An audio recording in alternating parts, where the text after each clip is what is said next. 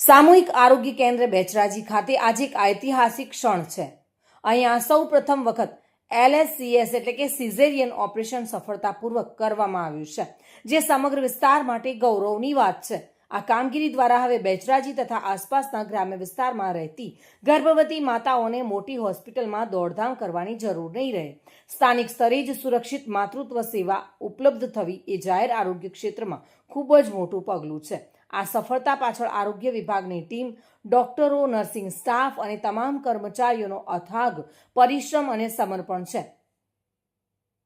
જોકે સાથે સાથે આ પ્રકારની આરોગ્ય સેવાઓને મજબૂત બનાવવા માટે સહયોગ અને પ્રોત્સાહન આપનાર રાજ્યના મુખ્યમંત્રી એવા ભૂપેન્દ્રભાઈ પટેલ તથા આરોગ્ય મંત્રી પ્રફુલભાઈ પાનશેરિયા અને જિલ્લા કક્ષા અને રાજ્ય કક્ષાના અધિકારીઓએ પણ આ માર્ગદર્શન પૂરું પાડેલું છે અને જેઓના સહયોગથી જ આવી ઉત્તમ સેવાઓ ગામડા સુધી પહોંચી રહી છે। ભાવિન ભાવસાર સાથે bureau report, today Gujarati news.